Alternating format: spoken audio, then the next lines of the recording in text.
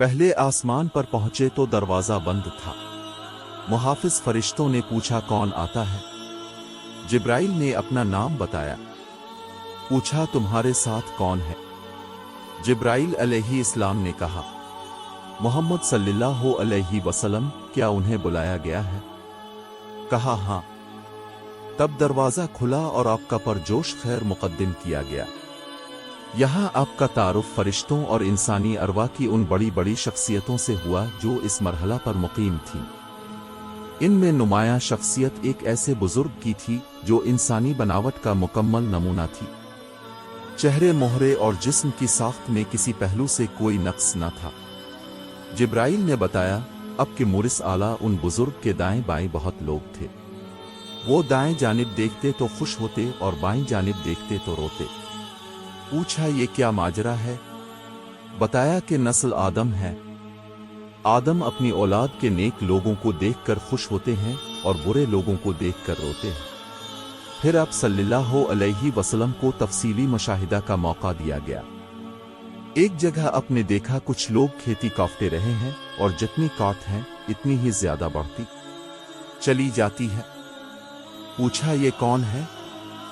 कहा ये खुदा की राह में जिहाद करने वाले हैं।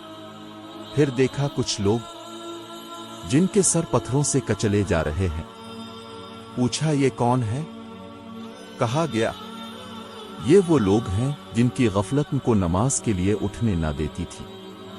कुछ और लोग देखे जिनके कपड़ों में आगे और पीछे पैबंद लगे हुए थे और वो जानवरों की तरह घास चर रहे थे। पूछा ये कौन है? कहा गया ये वो हैं जो अपने माल में ज़का खैरात कुछ ना देते थे।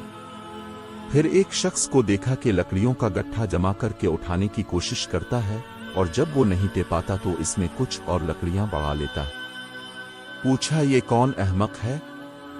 कहा गया ये वो शख्स है जिस पर अमानतों और जिम्मेदारियों का बोझ था कि उठा ना सकता था, मगर ये उनको कम करने के बजाय और ज्यादा जिम्मेदारियों का वजन अपने ऊपर ला दे चला जाता था। फिर देखा कि कुछ लोगों की ज़बानें और होंठ कंचूहे से कुतरते जा रहे हैं। पूछा ये कौन है? कहा गया ये गैर जिम्मेदार मुकर्रर हैं जो बिला तकल्लुफ ज़बान चिल्लाते और फितना बर्पा किया करते थे। एक और जगह देखा कि एक पत्थर में जरा सा शिगाफ हुआ और उससे एक बड़ा मोटा सा बैल निकल आया।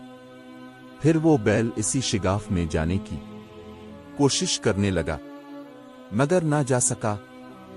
पूछा ये कैसा मुआमला है? कहा गया ये इस शख्स की मिसाल है जो गैर जिम्मेदारी के साथ एक फितना अंगेज बात कर जाता है, फिर नादिम होकर उसकी तलाफी करना चाहता है मगर नहीं कर सकता। एक और मकाम पर कुछ लोग थे जो अपना गोश्त काट काट कर खा रहे थे। पूछा ये कौन है? कहा गया ये दूसरों पर जबान तान दराज करते थे। उन्हीं के करीब कुछ और लोग थे जिनके नाखून तांबे के थे और वो अपने चेहरे और सीने नोच रहे थे। पूछा ये कौन है? कहा गया ये वो लोग हैं जो लोगों के पीठ पीछे उनकी बुराइयां करते और उनकी इज्जत पर हमले किया करते थे। कुछ और लोग देखे जिनके होंठ ऊंटों के मुशाबे थे और वो आग खा रहे थे। पूछा ये कौन है? कहा गया ये यतीमों का माल हजम करते थे। फिर देखा कुछ लोग हैं जिनके पेट इंतहा बड़े और सांपों से भरे हुए हैं। आने जाने वाले उनको रोंदते हुए गुजर जाते हैं मगर वो अपनी जगह से हल नहीं सकते। पूछा ये कौन है? कहा गया ये सूदखोर है। फिर कुछ और लोग नजर आए जिनके एक जानिब नफीस गोश्त रखा था और दूसरी जानिब सड़ा हुआ गोश्त जिससे सख्त बदबू आ रही थी। वो अच्छा गोश्त छोड़कर सड़ा हुआ गोश्त खा रहे थे। पूछा ये कौन है? कहा गया ये वो मर्द और औरतें हैं जिन्होंने हलाल बीवियों और शोहरों के होते हराम और अपनी ख्वाहिश नफस पूरी की। फिर देखा कुछ औरतें अपनी छाती के बिल लटक रही हैं। पूछा ये कौन है? कहा गया ये वो औरतें हैं जिन्होंने अपने शोहरों के सरालिए बच्चे मुंढ दिए जो उनके न थे। उन्हीं के मुशाहदात के सिलसिला में नबी सल्लल्लाहु अलैहि वसल्लम की मुलाकात एक ऐसे फरिश्ते से हुई जो निहायत तुर्श रोई से मिला। अपने जिब्राइल से पूछा अब तक जितने फरिश्ते मिले थे सब खंदा पेशानी और बशाश चेहरों के साथ मिले। इन हजरत की खुश्क मिजाजी का क्या सबब है?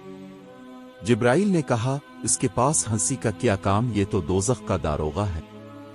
ये सुनकर अब सल्लल्लाहु अलैहि वसल्लम ने दोज़ख देखने की ख्वाहिश जाहिर की। उसने यकायक अब सल्लल्लाहु अलैहि वसल्लम की नजर के सामने से पर्दा उठा दिया और दोज़ख अपनी तमाम हौलनाकियों के साथ नमूदार हुई।